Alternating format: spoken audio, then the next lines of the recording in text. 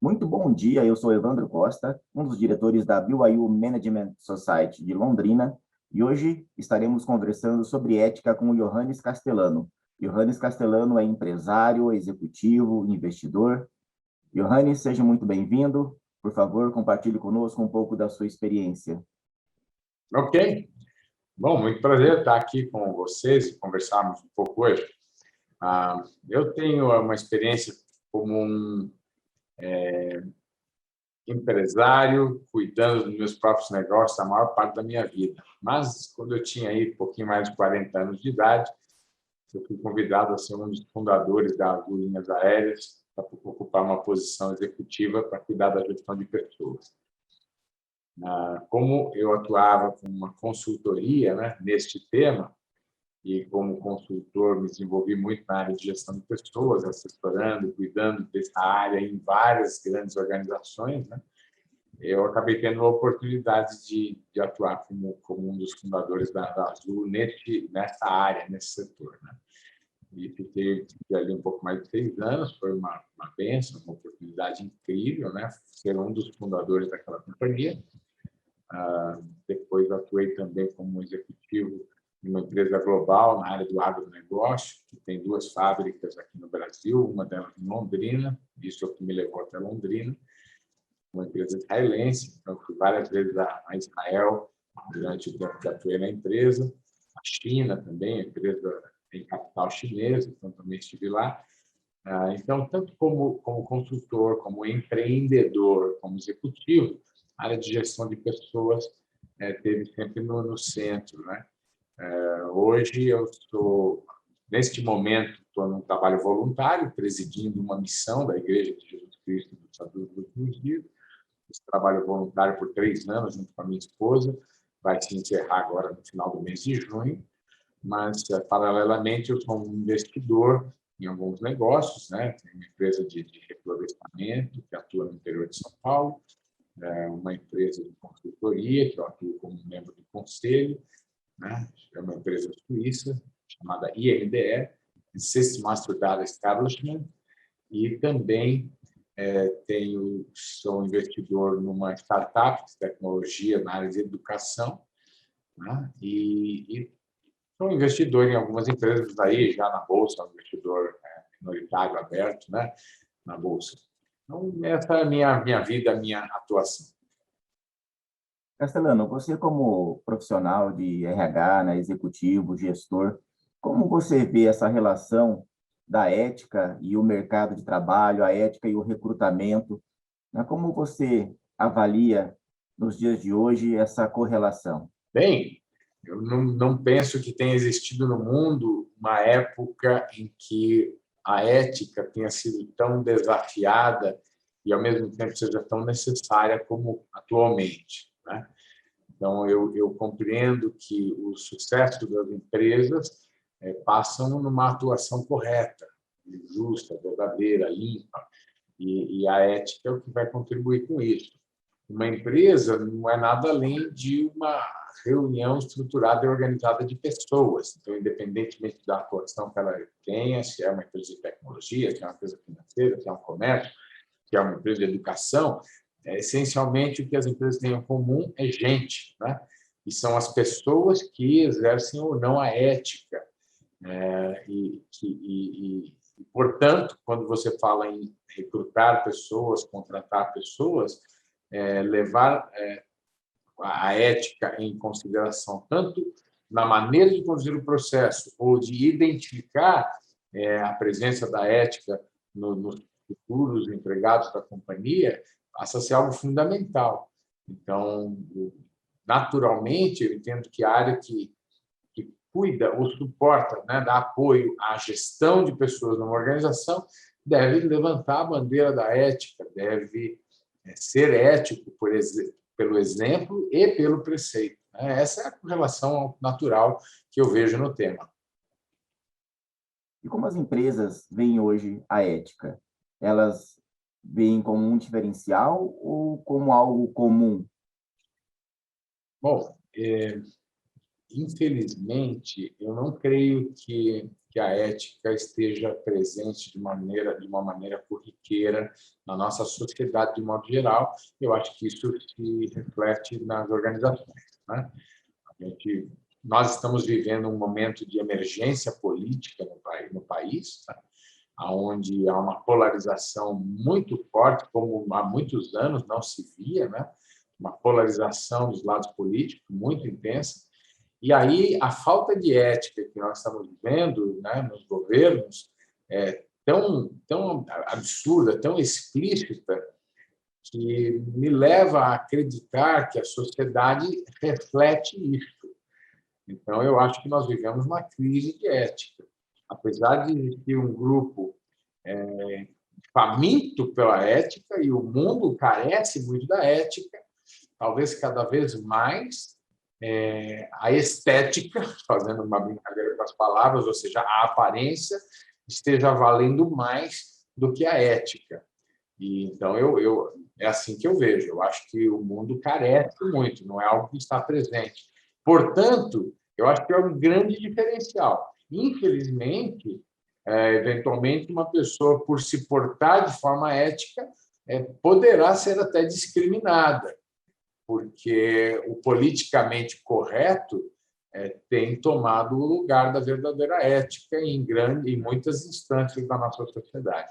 Então, eu acho que ser ético não é uma coisa tão fácil e deveria ser natural, porque eu acho que a essência do homem, né, do ser humano, né, do homem, da mulher, falando do homem no sentido amplo da palavra, eu entendo que a essência é de ser ético, porque eu acredito que nós, como seres humanos, temos uma essência divina, então entendo que a ética deveria ser algo que vem de dentro, mas eu percebo que a sociedade se afastou muito disso. Essa é a minha visão neste momento. E como eu comprovo a minha ética, né? Como é que eu coloco isso no meu currículo? Dificilmente você pode provar uma questão de ética, demonstrar ética num currículo, né? De fato, no currículo você vai ter a estética. Você vai ter, até porque o currículo, o papel aceita qualquer coisa. Nós precisamos viver com ética, né? E, de modo geral, a gente ressaltar que é ético, ressaltar que é honesto, leva mais à desconfiança do que à segurança, né? Você vê isso na classe política. Eu sou honesto. Bom, se você está precisando pregar isso, talvez existam coisas na sua reputação que vão contra, né? E você está precisando reafirmar, né? É isso. Nos últimos anos, nós temos visto grandes corporações envolvidas em escândalos, né, de natureza ética. Como fica essa relação entre empresa e ética, né? Uma vez que o papel principal do negócio, né, é resolver um problema, mas, acima de tudo, trazer lucro para o seu acionista e para o seu investidor. O tema da ética ele é antigo no mundo corporativo, já tem aí 20 anos que nós vemos o escândalo da Enron, né, que foi talvez o grande escândalo norte-americano que trouxe a ética para o mundo dos negócios, a pauta, a conversa da ética, como sendo, então, a falta dela altamente descritiva para o lucro dos negócios, né? A Enron desabou, Arthur Andersen, que era a maior corporação de auditoria do planeta, uma empresa quase centenária que inaugurou o mundo da auditoria e o mundo da consultoria, né? Ruiu, né? Uma empresa que em meses deixou de ser a número 1, com milhares de empregados de escritórios pelo mundo, ela desapareceu, ela virou água, um gelo que derreteu muito rapidamente por uma atitude não ética, né, dos seus executivos da época, maquiando o balanço da companhia, produzindo lucros, né, de uma maneira criativa nos balanços, né, produzindo um lucro inexistente, mas como a realidade ela vem à tona, né, em algum momento a empresa começa a ter problema de caixa, começa a não honrar os compromissos, então não adianta você ter um papel maquiado e inflando a dívida. Chegou a um ponto em que a verdade insurgiu e então houve um prejuízo absolutamente gigantesco para milhares de pessoas, acionistas, investidores, empregados, clientes, todos extremamente prejudicados por uma falta de ética. Isso colocou o tema da ética na mesa, isso obrigou à formação até de uma lei, né, a Sarbanes-Oxley, que depois virou Sarbox, depois SOX, né, que é a legislação que trata sobre a governança, que, na verdade, é para proteger as companhias de ações não éticas, né? Então, é claro que isso se tornou algo muito forte e presente. Hoje, se uma organização deseja ter presença mundial e negociar seu valor, suas ações em bolsa, precisa estar condizente com essa legislação, na tentativa, então, de provar que possui padrões de governança, né, de governo, de liderança e processos decisórios robustos que protejam a companhia de erros individuais, né, que não dê poder demais para uma única pessoa e coisas assim. O que eu vejo, no caso, por exemplo, um pouco mais recente, né, da Volkswagen adulterando o motor lá para poder provar falsamente que era menos poluente do que ela realmente era. Foi uma coisa escandalosa, horrível, né? Que participaram desse processo vários empregados, executivos, fazendo uma fraude para a sociedade, né? Uma coisa que ela não tinha necessidade de fazer. Uma empresa poderosa, etc. Uma grande vergonha para a empresa, né? Perdeu muito valor naquele momento. E claro, eu acredito, eu tenho a tendência de acreditar que uma minoria não ética é que atua eventualmente nas organizações. No entanto, sendo uma minoria ou não, quando o efeito da ética, da falta de ética é revelado, a destruição é para todos, né? Você destrói valor para todos. Então, as organizações devem criar processos que garantam a ética. Não devem esperar que a ética seja apenas uma iniciativa individual. Então, como organização, você tem o dever de ter padrões que protejam a ética. O que eu quero dizer? Por exemplo, no processo de compras, uma empresa deveria exigir que o processo de compras tivesse determinados padrões. Você ter vários orçamentos, você ter mais de uma pessoa presente na negociação, ter por princípio que o comprador e vendedor não tenham reuniões que possam provocar favorecimentos, almoços, presentes, essas coisas deveriam ser vetadas, né? Padrões claros que evitem que as pessoas se comprometam pessoalmente de maneira tal que poderiam tomar uma decisão enviesada, uma decisão para agradar, ao invés de tomar a melhor decisão. Então, cuidando de processo, você pode proteger isso. Claro, se você é uma empresa individual, você não precisa desse tipo de coisa, né? Você é o dono da empresa, você vai fazer como você quiser. Mas quando você está numa organização que tem um investidor, por exemplo, que não está no dia a dia da empresa, então as empresas de capital aberto, por exemplo, com ações na bolsa, né? Puxa, você como executivo está administrando um dinheiro que não é seu. Você precisa prestar contas para estes investidores. Então, a maneira de você fazer isso é ter processos muito claros que garantam o comportamento ético, né? E ter um processo de auditoria que garanta que o processo está sendo seguido. E esta é uma forma de você prestar contas para este mercado de acionistas e investidores que não tem a visão de dentro da empresa e nem tem a decisão da empresa, que depende da sua decisão para ver como vai usar o dinheiro dele, né?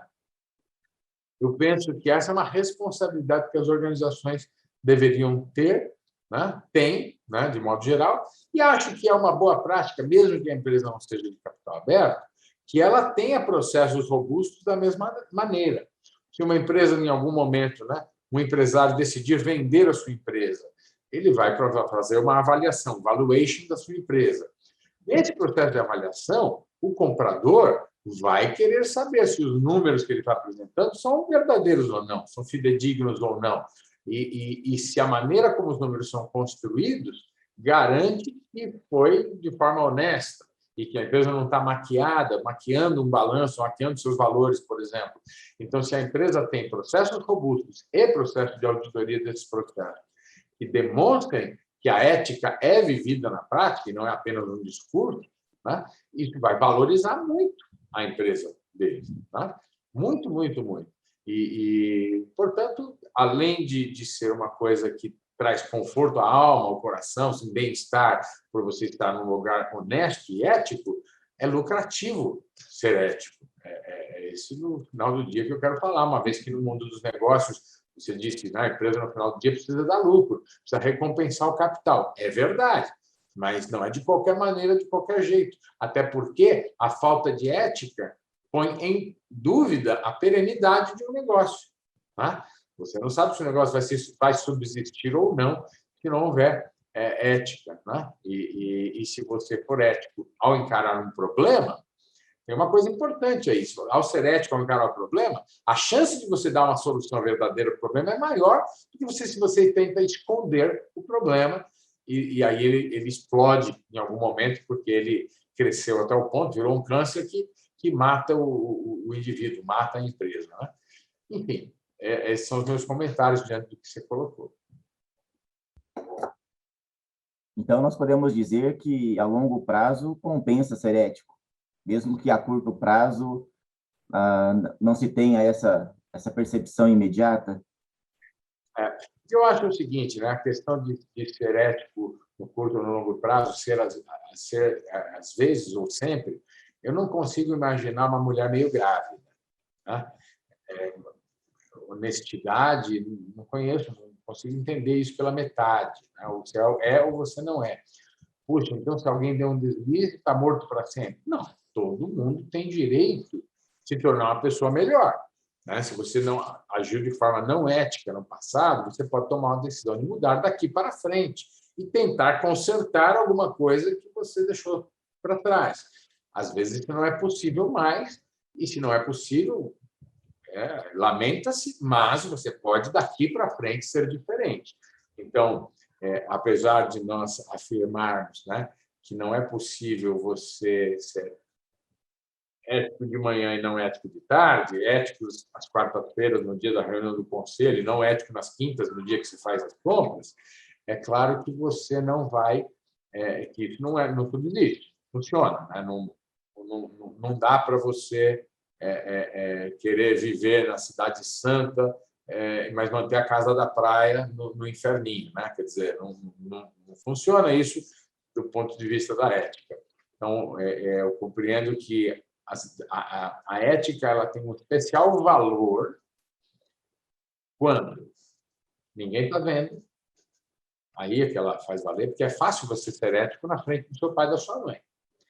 É fácil ser ético na frente do presidente da empresa, é fácil ser ético na frente do fiscal, talvez. Talvez não, talvez seja difícil. Depende, né?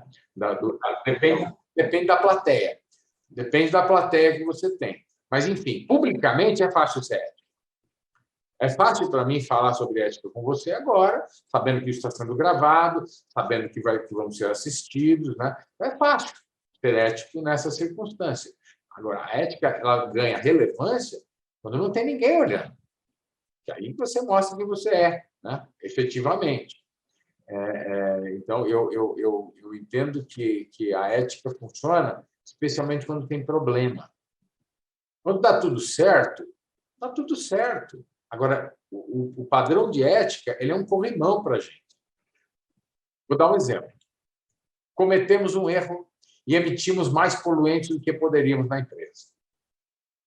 Temos o risco de receber uma multa de $10 milhões por isso, que vai afetar o resultado do ano e poderá, então, fazer com que a gente tenha prejuízo, fazendo com que todos os executivos não recebam os bônus, talvez a gente tenha um corte de orçamento no ano seguinte, e a empresa vai perder valor de mercado, os acionistas vão ficar aborrecidos e talvez cortem o presidente, e quem sabe, por conta disso, metade da diretoria vai dançar e ter que procurar emprego no ano seguinte. Pronto, é o risco em função de um erro que fez a gente emitir mais poluente né, na atmosfera. Agora é a hora de ser ético. Se você, então, encoberta essa situação, cometendo um crime, para evitar a consequência. Você não corrigiu o problema, a chance dele se repetir é enorme, né? Passa a haver agora uma máfia, porque agora temos que nos proteger nos nossos erros, né? A porta está aberta para outros atos criminosos, porque pode começar a perceber, olha, no final das contas, se a gente polui mais, a gente pode ter um controle mais barato e polui mais, mas a gente esconde que polui mais, mentindo no relatório, subornando a empresa que faz auditoria, e se pegar, a gente suborna o fiscal também. Tudo errado, para poder economizar um pouquinho de dinheiro para fazer o lucro aparecer maior no balanço. Tudo errado. Porque na hora que se descobrir, a perda vai ser muito, muito, muito maior do que o custo de resolver o problema. Né? Então, você pode segurar por algum tempo, mas os danos que você leva para depois é como as ondas quando cai uma pedra no lago. Né? Aquilo começa pequenininho e vai para o lago inteiro. E atinge muita gente, impacta uma sociedade, eventualmente, né? Dependendo da situação. O exemplo que eu citei, antigo, o exemplo antigo da Enron, né? e da consultoria, que terrível foi aquilo. Quer dizer, milhares de pessoas desempregadas, milhares de acionistas perderam toda a sua poupança, né? Pessoas que trabalharam a vida inteira e tinham a sua poupança de aposentadoria em ações da Enron. E perdeu, virou fumaça, do dia para a noite. Olha que consequência nefasta para milhares de pessoas. Né? Então, a gente tem que cuidar disso, e a ética ela é importante de uma forma constante. E se você já não foi ético, tem que se arrepender e passar a ser a partir de agora. Quanto antes começar, antes você começa a corrigir o mal e proteger o futuro. Né? E quanto à falta de ética do passado, você tem que olhar e verificar se está para corrigir. Porque, sendo corrigível, você deve ir lá se esforçar, fazer o que for possível para corrigir e proteger as pessoas e a sociedade dos males que aquela falta de ética possa vir a trazer. É um dever moral. Johannes, para finalizarmos, aquela pessoa que se depara no mercado de trabalho com dilemas éticos, o que fazer? Qual o caminho? Bom, eu já me deparei com essa situação algumas vezes ao longo da vida e com pessoas que se viram nessa encruzilhada mais de uma vez. Então, o que a gente percebe é que a pessoa entra num estado de sofrimento, porque ela fala, puxa, eu preciso tanto desse emprego, ou eu preciso tanto desse dinheiro, ou essa posição vai me dar tanto prestígio, essa empresa tem tanta fama, quero ter meu nome associado a essa empresa. Mas, no final do dia, a pessoa entra em sofrimento, porque ela vai estar exposta a uma situação que ela não acredita, que ela se incomoda com aquilo. 2 movimentos eu já vi acontecer. Pessoas que cedem e pensam, bom, o mundo é assim, essa é a realidade do mundo, não sou eu que vou mudar o mundo, então eu me permito baixar os meus padrões, eu vou me adaptar a esta realidade. Aí vive uma vida frustrada, uma vida pequena, né? Vive uma vida pequena. E sofre com aquilo. Alguns cauterizam a consciência de tal maneira que talvez ainda deem risada e achem que está ótimo e se veem naquela infeliz lei do Gerson de que estou tomando vantagem, né? E que todo mundo rouba, então não tem problema se eu roubo, todo mundo faz coisa errada, se eu for querer ser o certinho, eu vou tomar prejuízo. Essa é uma visão sempre muito momentânea, muito pequena, uma visão muito do agora. Né? Mas quando a gente põe a mão na consciência, e nem independente de consciência, independente de religião e crenças, mas pensando em valores, e um ateu pode ter elevados valores, então, pensando em valores, você fecha o olho, faz uma projeção no tempo. O resultado dessa minha ponderação, dessa minha decisão, em 5 anos, em 10 anos, em 15 anos. Não é difícil de prever aonde uma atitude não ética pode levar. Então, às vezes, a gente imagina que pessoas tomaram vantagens por muitos anos. Né? Vamos ver o exemplo recente no Brasil, a Odebrecht. Uma corporação muito admirada por muitos, um exemplo de gestão, e começou a crescer, crescer, crescer. Infelizmente, nos últimos anos, cresceu muito justamente baseado em atos inescrupulosos, desonestos, totalmente antiéticos. Né? Totalmente antiéticos. O resultado disso foi uma família dissolvida, alguém que era visto como um exemplo de gestor na cadeia por anos, né? Um emprego impagável, né? Não há preço que pague a humilhação, a verdade sendo revelada, né? E a gente sabe que é uma questão de tempo para a verdade ser revelada. Então, o meu conselho, se é que eu posso dar um conselho, mas eu acho que eu devo, pelo menos, expressar aquilo que eu vejo, que eu acredito na experiência e pela crença, né? Pelos meus próprios valores, de que vale a pena você tomar um pequeno prejuízo momentâneo e uma grande vantagem eterna, né? Uma grande vantagem de muito longo prazo, fazendo escolhas éticas. Isso é o que eu acredito, né? Eu não acredito que a vantagem temporária no curto prazo compense a desvantagem de longo prazo provocada pela falta de ética, né? Além dos aspectos morais mesmo, né, da vergonha e tudo mais. Se bem que essa parte, infelizmente, a doutrina do politicamente correto, essa flexibilização moral que o mundo está vivendo, faz muita gente não ter mais vergonha, né? As pessoas não têm vergonha de fazer coisas, né?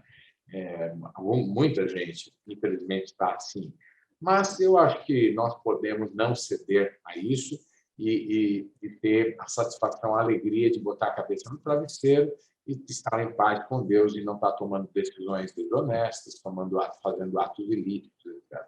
Eu não estou dizendo com isso que a empresa não tenha, eventualmente, que questionar a lei, né? Então, eu vou dar um exemplo que, às vezes, o pessoal pode falar da questão da ética nesse caso. Eu vou dar o exemplo de uma empresa da Uber, por exemplo. A Uber, para começar a operar, teve que tomar ações e decisões que, por muitos, poderia ser considerada ilegal e, eventualmente, antiética. E, na visão de alguns, até imoral. Por quê? Não, porque ela trabalha sem recolher imposto. Não tinha imposto no início. Não tinha como, não tinha o jeito de... O trabalhador não tinha como... não tinha registro, não tinha regulamentação, né? A relação não era de empregado. Alguns achavam que poderia caracterizar ou não, mas ela não garantia nenhum tipo de garantia trabalhista na legislação trabalhista. Era um novo negócio que precisava romper com a cultura, com padrões do passado, né? Então, ela foi antiética? Eu não penso que foi antiética, eu penso que ela foi inovadora. E para você inovar, às vezes você tem que questionar o status quo. E o status quo, ou uma lei, não necessariamente ela é certa porque é uma lei. Então, ela talvez tenha tido uma motivação certa, mas com o tempo ela se torna ineficaz ou inapropriada para a evolução. Então, você precisa questionar a lei, né? E é isso que eles fizeram. Eles tiveram que brigar em muitos lugares. Em alguns lugares eles foram banidos, em outros lugares foram abraçados. E a verdade é que o Uber abençoou a vida de milhares de pessoas com trabalho e de milhares de pessoas com locomoção, né? Popularizou isso, né? E eu não consigo imaginar hoje o Brasil sem o Uber. O Uber é uma coisa extremamente importante, né? Uma coisa que impactou o mundo, né? Ainda que até hoje tenha dificuldades de apresentar lucro no balanço, mas eu acredito que vai. A Amazon, por exemplo, viveu sem lucro por muitos anos, né? O foco do Jeff Bezos era trabalhar a capacidade de geração de caixa, né? E criar uma cultura de inovação muito poderosa. Hoje, uma das empresas mais valiosas do planeta, um dos homens mais ricos do mundo, e uma empresa que também impactou e mudou o mundo, mas que no início, por diversas questões, foi talvez considerar, não, mas isso está errado, isso está contra a lei. Pô, mas a lei tem que mudar. Então, se você nunca questionar a lei, você eventualmente não vai progredir, né? Então, você questionar a lei não significa um comportamento antiético.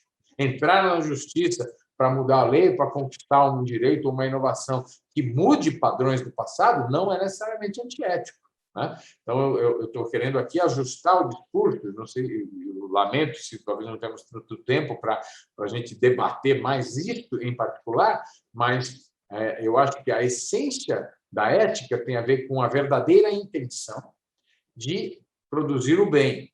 Se você tem uma verdadeira intenção de fazer o bem para as pessoas, melhorar a sociedade, progredir, abençoar as pessoas, então você está sendo ético na essência, né?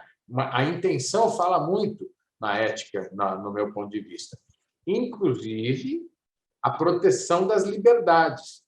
Porque eu também acho que é ético eu dar a liberdade para alguém fazer a coisa errada. Dar a liberdade não significa não punir ou não aplicar consequência. Tá? Não significa concordar. Mas uma pessoa tem que ter a liberdade de tomar bebida alcoólica. Eu acho que é errado. Mas eu preciso dar a liberdade. Eu não posso transformar os meus padrões individuais em regras gerais de comportamento. Seria antiético eu fazer isso. Ainda que eu tenha certezas na minha vida sobre determinados padrões. Mas eu preciso dar liberdade para o outro, de acreditar no que ele quiser. Ou até de não acreditar em coisa nenhuma, se ele assim quiser também. Né? Então, é isso aí. Obrigado, Castelano. Um forte abraço. Foi um privilégio ter você conosco nesta manhã. Muito obrigado. Foi um privilégio para mim também. Tchau, tchau.